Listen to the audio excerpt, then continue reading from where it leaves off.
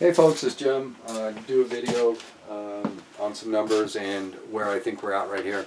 First off, I think your governments realize they lost contain. We should have been acting a month ago on the level we are now, and the testing should have been up and running over a month ago. However, we have to deal with what we have to work with now, don't we? So let me start with a number of the potential gravity of the situation we find ourselves in now. 42.5 million Americans are at high risk for this virus. Maybe many of you haven't thought about welders, asbestos workers, tradesmen of all kind that have compromised lungs due to their job. Then on top of that, just the elderly population. On top of that, just the boomer generation that's loaded with diabetes, heart disease, lung disease, everything else, right? COPD, smokers. Okay, so 42.5 million is conservative estimate who are susceptible to being seriously vulnerable to this virus, okay? Conservative, 12% of our population. Let's just break that down and say only 10% of them get infected. That's 4.2 million possible people needing to go to the hospital for care of some kind. No system can handle that, ladies and gentlemen. That's why we find ourselves in this situation for drastic measures we do now, okay? And, you know, I know a lot of you are into the martial law and all this stuff. I'm not worried about it. It gets me into the National Guard. I consider the National Guard the queen on the board. It's powerful, it can move anywhere quickly, and it packs a punch when it goes. We have mobile medical hospitals there, and we have logisticians. We have access to a supply depot of medications that would normally not be available unless they're deployed, okay? And that's just the way all the laws were written. So we have to deploy the Guard so that we can access certain medication vaults, all right? And if we tried to access those vaults with civilians, they don't know the DOD supply system.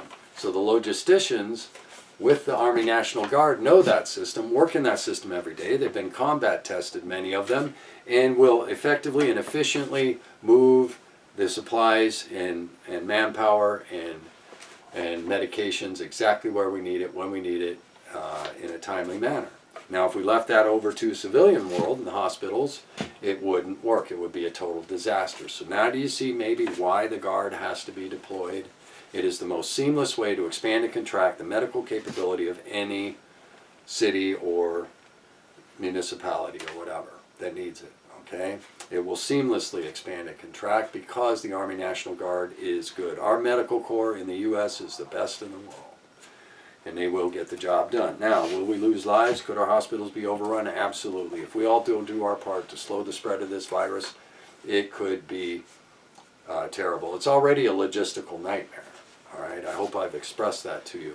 It takes a lot to move all of the supplies and gear where we need it quickly and effectively, okay? And so I'm glad that the National Guard is being deployed for this, because I know the job can get done, okay? They also might have to call on the Red Cross to draw blood. We're going to spin down, know this too, if you get the virus, you're still useful, and here's the reason why. When you recover, you have antibodies. When you're, what we can do is draw your blood, spin the blood down, draw the antibodies, inject them into somebody else, and you, even after getting the virus, can possibly save lives. Okay, so all of us together are going to help to mitigate the potential of loss of life, okay? And that's why I'm doing the video series the way I'm doing it. You know, all the other stuff, it could be happening. I don't know. And I don't care right now. Because I was in this field all my life, and I know what many people are about to go through. Endless days with very little sleep. You know, not much time to eat.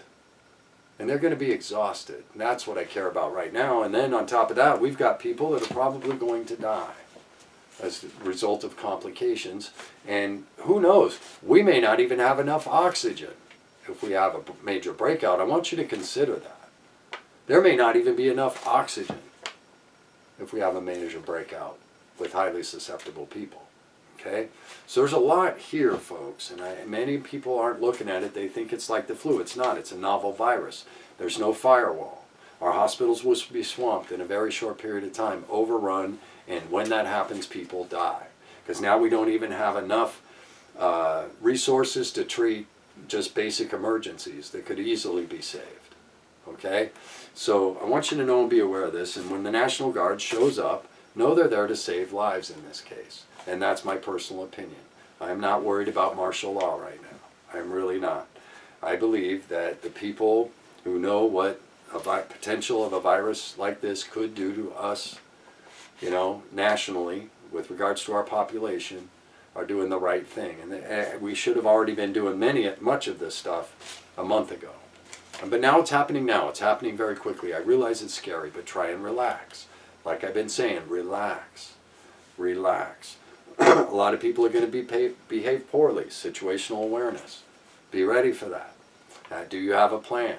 Are you aware that some people are going to start behaving poorly? Remember, we're just in the beginning of this. The numbers are going to keep going up, folks. And as they do, people are going to start freaking out. They're going to notice their grocery stores emptying out, if you haven't seen that already. They're going to start getting worse and worse, and they're going to start panicking more and more. That's why panic isn't going to help in this moment. It's going to lead to poor behaviors, bad decision making. It's going to complicate the whole situation. Okay? So don't be a part of that. Try and remain calm. Take care of you and yours. Those of you that watch my channel, I know you're prepared. I don't really worry about you too much. I'll pray for you, but I don't really worry about you too much because you're prepared. You're ready for this. That's why you've been prepping. This is a wonderful experience for all of us preppers to realize being ready is the right thing to do. And to also find out what shortcomings you have in your preparedness. All of that is about to happen. So we can go through our, test run, if you will, for what could possibly be coming down the road that's going to be far more serious than what we're dealing with today. Could all this spin out of control? Absolutely. Could everything fall apart globally? Absolutely. I'm not worried about that today. I'm worried about saving lives. And that's why I did this video. So hopefully you will understand why the National Guard must be deployed right now. It's the queen on the board to help us expand and contract and to get things where they need to be fast. And they're the best at it. It's what these people are trained to do. So know that. Our medical corps is outstanding. They will do a great job. Please support them, okay, during this time because they are going to save lives. And that's what we need right now, okay? They need our support, okay? They don't need a bunch of people worrying that they're there to take over, okay? And I don't know about, the end, martial law, all this other stuff. I'm not even concerned about it right now. Every time I go to my Wednesday night group, 8 out of 10 people I sit with up there to discuss philosophy are vulnerable to this virus and in the high risk category. And I could lose a lot of my friends. That's what I care about right now. That we behave appropriately so that the loss of life is reduced. We will lose lives. But that can be greatly reduced by our conduct and behavior as citizens. So think about that. Think about the vulnerable population in this country as I've described here today. I hope you're all doing well. Be blessed. Remain calm. Panic leads to mistakes. Mistakes compound your own problems, and nothing good comes out of it. So relax. Think clearly. Make good decisions.